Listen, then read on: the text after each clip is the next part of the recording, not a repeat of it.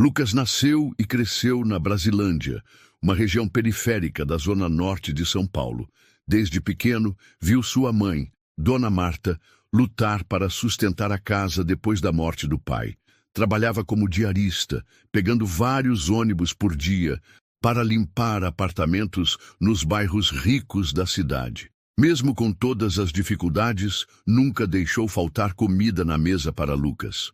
Com 18 anos, Lucas conseguiu um emprego como auxiliar administrativo em um grande escritório de advocacia na Avenida Paulista. O salário era modesto, mas ele via aquele trabalho como uma oportunidade. Seu grande sonho era ser advogado, e estar naquele ambiente era uma chance de aprender. Todos os dias, ele pegava o ônibus lotado no terminal Cachoeirinha, passava pela Marginal Tietê e chegava ao centro da cidade para mais um dia de trabalho. No escritório, era responsável por organizar documentos, arquivar processos e levar café para os advogados. Mesmo sendo apenas um auxiliar, ele absorvia tudo, prestava atenção nos casos e sonhava com o dia em que estaria ali, de terno e gravata, defendendo os injustiçados.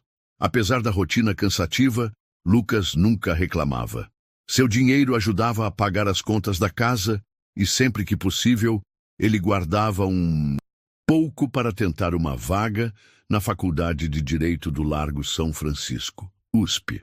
Nos tempos livres, estudava sozinho na biblioteca do Centro Cultural São Paulo ou na Praça Roosevelt, onde lia livros de direito e assistia a vídeos sobre o tema. Lucas era conhecido por ser um jovem educado, trabalhador e de bom coração, mas sua vida estava prestes a mudar drasticamente. O que ele não sabia era que estava prestes a ser acusado de um crime que não cometeu e que sua fé na justiça seria posta à prova. Era uma sexta-feira movimentada no escritório de advocacia Renato Vasconcelos em Associados, localizado em um dos prédios mais luxuosos da Avenida Paulista. O ambiente era sofisticado, com paredes de vidro e uma recepção sempre cheia de clientes importantes. Lucas, como de costume, chegou cedo e começou sua rotina de trabalho. Ele estava organizando alguns documentos quando ouviu uma discussão no corredor.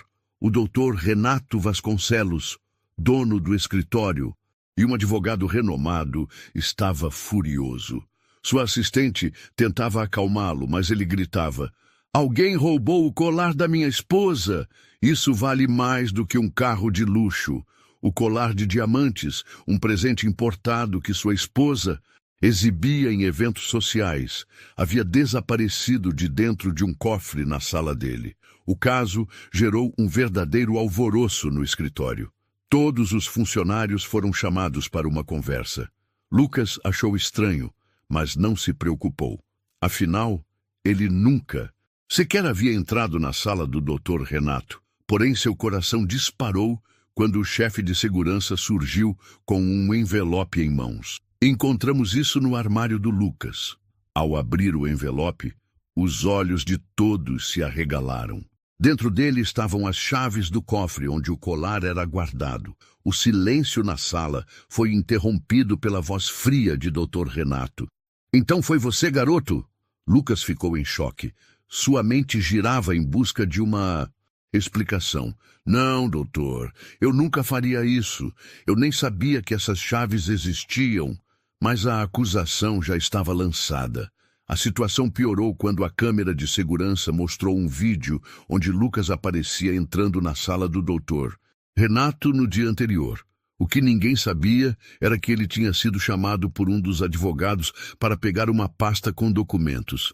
Mas, editado de forma conveniente, o vídeo parecia comprometedor. A verdade era que alguém estava por trás dessa armação, e Lucas não fazia ideia de que tinha sido vítima de uma grande injustiça.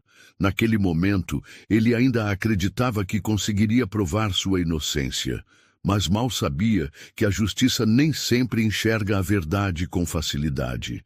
Enquanto todos no escritório olhavam chocados para Lucas, uma pessoa em especial escondia um sorriso discreto. Fábio Vasconcelos, o filho mais velho de Dr. Renato. Ele recostou-se na parede, cruzou os braços e observou o caos se desenrolar com a confiança de quem sabia exatamente o que estava acontecendo. Fábio sempre teve tudo o que queria. Cresceu cercado de luxo, estudou nas melhores escolas e nunca precisou se esforçar para conseguir nada. Diferente de Lucas, que trabalhava duro para cada centavo, Fábio via o dinheiro como algo garantido, um direito que ele nunca deveria perder. Mas havia um problema. Sua vida de excessos começava a sair do controle. Nos últimos meses, ele havia se envolvido com pessoas erradas e acumulado uma grande dívida em jogos clandestinos. Tentou pedir dinheiro ao pai, mas Dr. Renato recusou, alegando que já sustentava seus luxos e que era hora de ele assumir responsabilidades. Pela primeira vez na vida, Fábio se viu encurralado. Foi então que teve uma ideia. No escritório havia algo de muito valor. O colar de diamantes da esposa de Dr. Renato, um presente exclusivo importado da Europa. Se ele conseguisse vender aquela joia, poderia quitar sua dívida sem que ninguém suspeitasse. Mas apenas roubar o colar não seria suficiente. Seu pai desconfiaria e investigaria a fundo. Ele precisava de um bode expiatório, alguém que ninguém defenderia. Lucas era o alvo perfeito. Ele sabia que o jovem auxiliar era humilde, morava longe, precisava de dinheiro para pagar a faculdade e, principalmente, não tinha ninguém influente para defendê-lo. Se fosse acusado, ninguém duvidaria. Naquela noite, quando todos já haviam saído, Fábio entrou na sala do pai e abriu o cofre com facilidade, pois conhecia a senha de cabeça. Pegou o colar e, sem hesitar, o vendeu para um comprador misterioso no bairro dos Jardins. Com o dinheiro em mãos, se livrou das ameaças que sofria e voltou para casa tranquilo. Mas faltava a última parte do plano, garantir que a culpa recaísse sobre Lucas. No dia seguinte, Fábio pegou as chaves do cofre e, sem que ninguém percebesse, colocou-as dentro do armário de Lucas. Depois, acessou as câmeras de segurança do escritório e editou as imagens para que parecesse que Lucas havia entrado sozinho na sala de Dr. Renato. Ele sabia que o jovem auxiliar já tinha estado lá para buscar uma pasta de documentos. Então apenas cortou partes do vídeo para que parecesse suspeito. Agora, vendo Lucas ser acusado diante de todos, Fábio permaneceu em silêncio. Seu pai estava furioso, os funcionários olhavam para o rapaz com desconfiança e a polícia já havia sido chamada. Doutor, isso é um engano. Eu nunca faria isso. Alguém deve ter colocado essas chaves no meu armário. Lucas tentou argumentar, a voz embargada. Dr. Renato, cego pela raiva, ignorou o apelo. Você decepcionou a mim e a todos neste escritório, garoto. A justiça vai cuidar de você. Enquanto Lucas era cercado pelos seguranças, Fábio deu meia volta e saiu discretamente da sala. Para ele, a história já estava resolvida. Lucas pagaria por um crime que não cometeu, e ele seguiria sua vida como se nada tivesse acontecido. A chegada da polícia ao luxuoso escritório de advocacia foi rápida. 2 policiais entraram no ambiente, caminhando com autoridade, enquanto os funcionários abriam espaço para a cena dramática que se desenrolava. Lucas, ainda em choque, tentou argumentar mais uma vez, mas sua voz era abafada pelo murmúrio de reprovação ao seu redor. Lucas Ferreira da Silva, o senhor está preso sob suspeita de furto qualificado. As palavras do policial caíram como um golpe brutal. Lucas olhou ao redor, procurando um olhar amigo, alguém que acreditasse em sua inocência, mas tudo o que viu foram expressões frias, algumas de pena, outras de desprezo. Ele tentou se mover, mas sentiu as mãos dos policiais segurando seus braços com firmeza.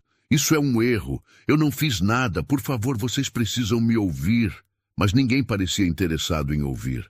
A versão já estava definida na mente de todos. Um jovem pobre, trabalhador, que teve a oportunidade da vida, de estar em um escritório de advocacia e jogou tudo fora por ganância. Dr. Renato apenas balançou a cabeça decepcionado. Eu confiei em você, garoto, e é assim que me retribui? Espero que aprenda sua lição atrás das grades. Lucas sentiu o peito apertar. Sua visão ficou turva, mas ele se recusou a chorar.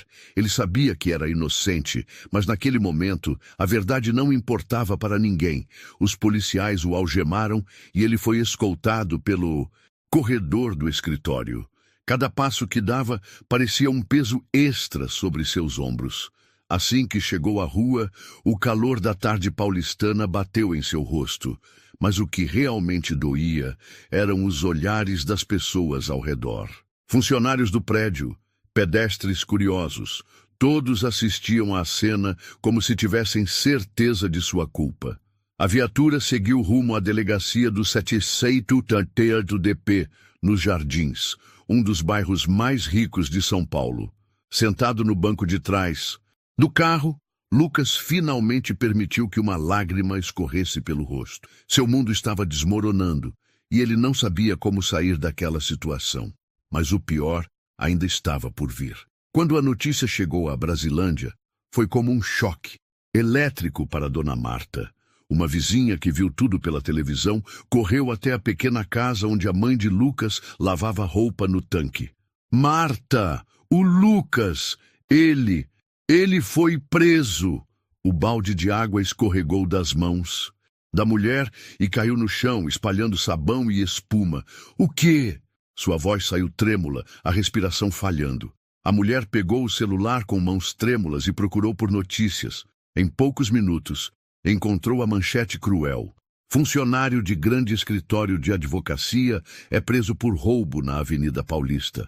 O sangue de Marta gelou. Seu filho, seu menino, que ela criou com tanto esforço, estava sendo acusado de um crime que ela sabia que ele nunca cometeria. Não, isso não pode estar certo. Ela pegou o primeiro ônibus rumo ao centro de São Paulo. O trajeto que normalmente levaria mais de 1 hora pareceu eterno. O coração da mulher batia descompassado e cada parada do ônibus parecia um atraso insuportável para o momento em que ela finalmente olharia nos olhos do filho e diria que tudo ficaria bem. Quando chegou à delegacia, seu desespero só aumentou. Os policiais a impediram de ver Lucas de imediato. Senhora, ele já foi encaminhado para a carceragem. O caso será analisado na audiência de custódia amanhã. Marta implorou, chorou, tentou argumentar, mas não houve piedade. Sentou-se na calçada, em frente à delegacia, as mãos no rosto, soluçando, sem controle. Meu filho, o que fizeram com você? Lucas, dentro da cela fria e suja, ouvia os gritos da mãe do outro lado do prédio, mas não podia fazer nada. Naquela noite, os dois choraram sozinhos, sem saber que ainda enfrentariam o pior. Um julgamento que já parecia decidido antes mesmo de começar.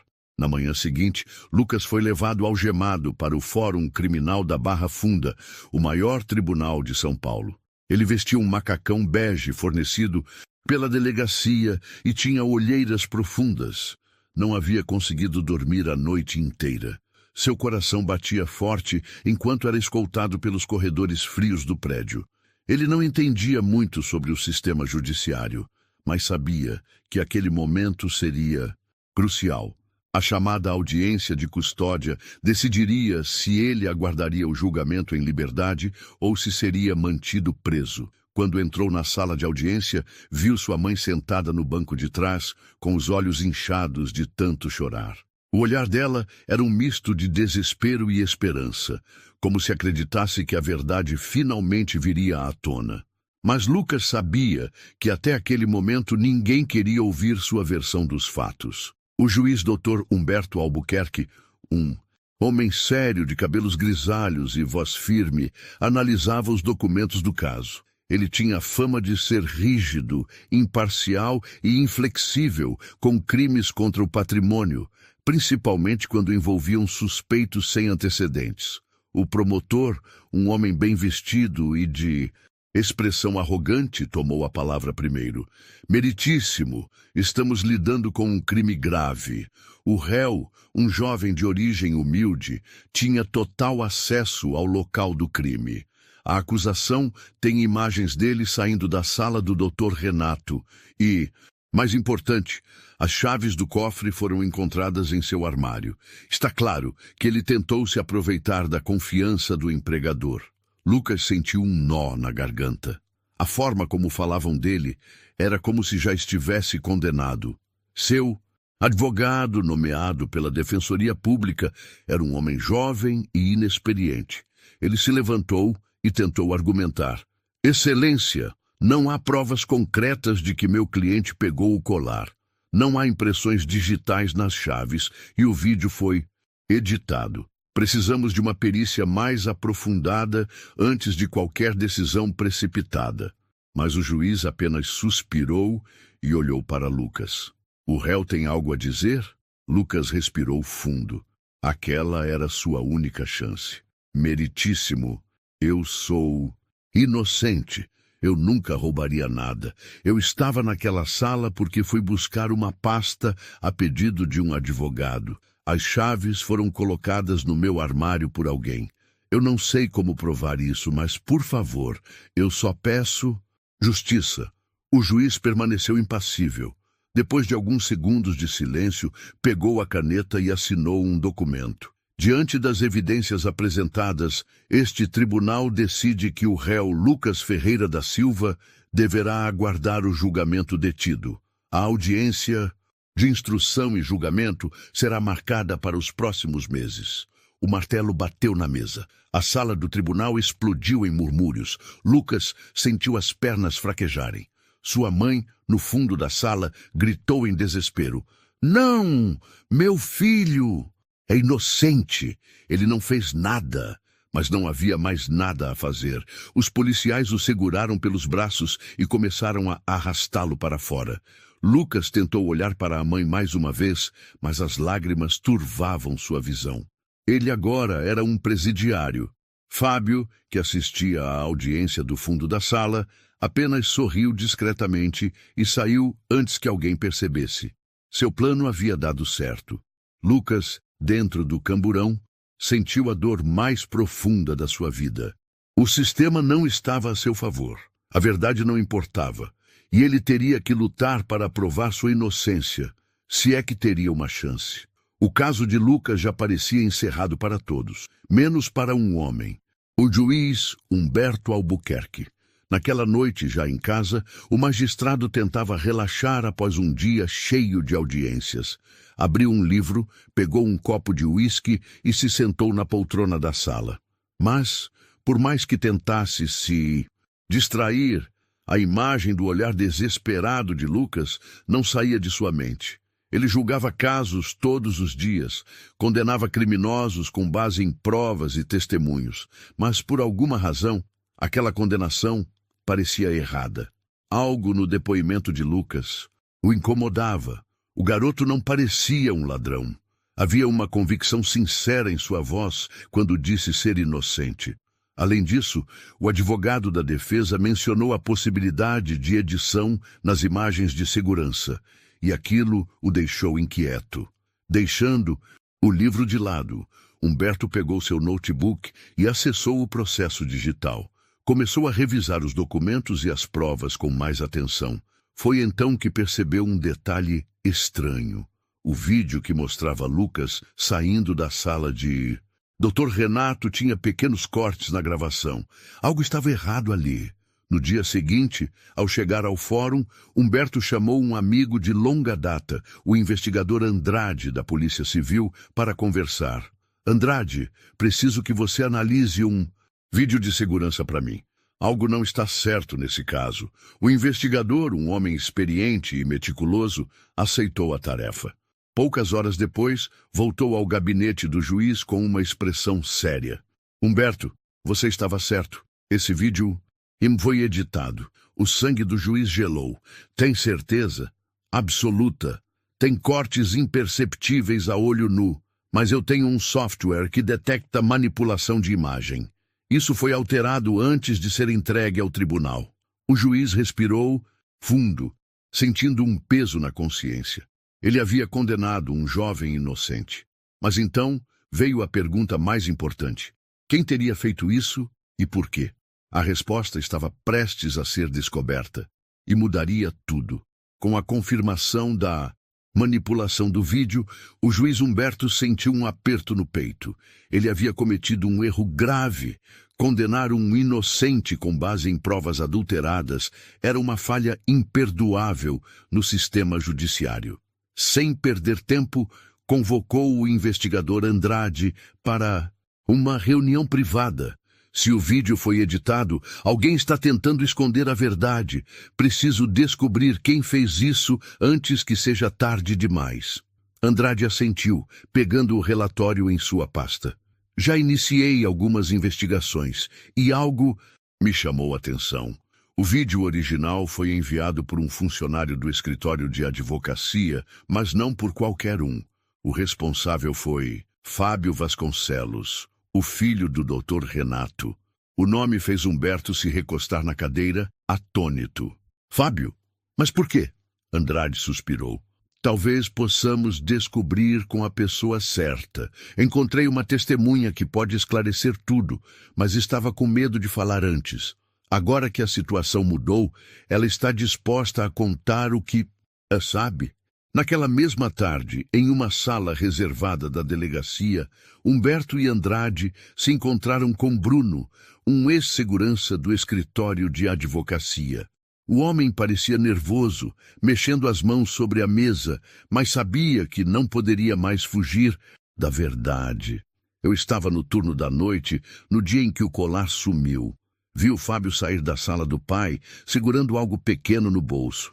Mas na hora não pensei muito nisso. Depois, ele me ofereceu dinheiro para não comentar nada. Quando vi que estavam acusando o garoto, percebi que alguma coisa estava errada. Mas eu precisava do emprego. Eu fiquei com medo. Humberto fechou os olhos por um instante, processando aquela informação. Você tem como provar isso? Bruno assentiu e puxou o celular do bolso. Eu sou cuidadoso. Gravei a conversa onde ele me oferece dinheiro para ficar quieto. Andrade pegou o celular e deu play no áudio. A voz de Fábio ecoou na pequena sala. Esquece isso, cara. Eu te pago bem, é só não falar nada. Aquele moleque da periferia nunca vai conseguir provar nada mesmo. A culpa vai cair toda nele. O silêncio que se seguiu foi pesado. Humberto passou a mão no rosto. A prova definitiva estava ali. Isso é suficiente para reabrirmos o caso e inocentarmos Lucas. Andrade se levantou. E também para prender Fábio. A verdade havia sido descoberta. Agora era hora de fazer justiça. O relógio marcava 6 da manhã, quando Lucas foi acordado pelo barulho metálico das grades se abrindo. Ele ainda não havia se acostumado com a rotina da prisão. As noites eram longas, frias e cheias de incerteza. Desde que fora condenado, ele tentava manter a esperança, mas a cada dia que passava, sentia que o mundo havia se esquecido dele. Ferreira, visita do juiz. Levanta logo. Lucas se levantou com dificuldade, ainda atordoado pelo sono. Ele seguiu os guardas até uma pequena sala reservada para encontros oficiais. Quando entrou, seus olhos encontraram uma figura que ele não esperava ver ali.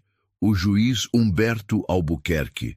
Ao lado dele estava o investigador Andrade, segurando uma pasta cheia de documentos. Lucas sentiu o coração disparar. O que estava acontecendo? Humberto pigarreou, olhando diretamente nos olhos do rapaz. Dessa vez, não havia a frieza de antes. Lucas, estou aqui porque preciso corrigir um erro. Você foi condenado injustamente. Lucas arregalou os olhos. O quê? Andrade se aproximou e colocou a pasta sobre a mesa. Nós descobrimos que o vídeo que te incriminou foi editado e que Fábio Vasconcelos, o verdadeiro culpado, usou você como bode expiatório. Também temos um áudio de um funcionário do escritório provando que ele armou tudo. Lucas sentiu as pernas bambearem. A verdade estava finalmente vindo à tona. Isso significa que... O juiz Humberto respirou fundo. Significa que eu solicitei sua soltura imediata. Você é um homem livre, Lucas. Ele mal conseguiu reagir. Por um instante pensou que fosse um sonho. Depois de semanas preso, humilhado e desacreditado, ouvir aquelas palavras era surreal. Seus olhos se encheram de lágrimas. Minha mãe, ela sabe? Já avisamos a dona Marta. Ela está a caminho para te buscar. Aquela foi a primeira vez que Lucas sentiu um alívio verdadeiro desde o início de toda essa tragédia. Ele passou as mãos no rosto, tentando conter as lágrimas. Eu disse que era inocente. Eu disse. E agora o mundo inteiro vai saber. Respondeu Humberto, se levantando. E mais do que isso, o verdadeiro culpado vai pagar pelo que fez. Enquanto Lucas saía da prisão como um homem livre, uma cena completamente diferente acontecia no escritório de advocacia Vasconcelos em Associados. Dr. Renato estava sentado em sua luxuosa sala, analisando contratos quando a porta foi aberta com força. 3 policiais e o investigador Andrade entraram sem aviso. O que significa isso? Dr. Renato se levantou, visivelmente irritado. O investigador se adiantou e colocou sobre a mesa um mandado de prisão. Estamos aqui para prender Fábio Vasconcelos pelo roubo do colar e pela armação contra Lucas Ferreira. Dr. Renato arregalou os olhos. O quê? Isso é um absurdo. Meu filho jamais faria algo assim. Mas antes que pudesse continuar, a porta se abriu novamente e Fábio entrou na sala. Quando viu os policiais, sua expressão ficou pálida. Filho, diga que isso é um engano, suplicou o Dr. Renato. Mas Fábio sabia que estava encurralado. Tentou abrir a boca para argumentar, mas Andrade apenas ergueu o celular e apertou um botão. A sala ficou em silêncio enquanto o áudio da confissão de Fábio ecoava pelo ambiente. Esquece isso, cara. Eu te pago bem. É só não falar nada. Aquele moleque da periferia nunca vai conseguir provar nada mesmo. A culpa vai cair toda nele. Dr. Renato sentiu um arrepio gelado percorrer seu corpo. O sangue sumiu de seu rosto. Não, isso não pode ser verdade.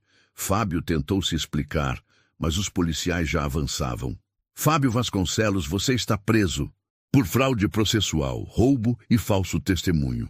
Ele tentou resistir, mas foi algemado diante do próprio pai. Seu rosto se contorceu de raiva e desespero. Não! Vocês não podem fazer isso comigo! Eu sou filho do Dr. Renato! Eu sou rico! O investigador Andrade apenas sorriu com ironia. Pois é, e agora você vai ver que a justiça vale para todos. Dr. Renato, que antes havia olhado Lucas com desprezo, agora parecia perdido. Seu próprio filho era um incriminoso. Lucas, meu Deus, o que eu fiz? Mas era tarde demais para arrependimentos. Do lado de fora do prédio, jornalistas se acumulavam. Câmeras transmitiam ao vivo a cena de Fábio Vasconcelos sendo levado para a viatura, enquanto repórteres gritavam perguntas.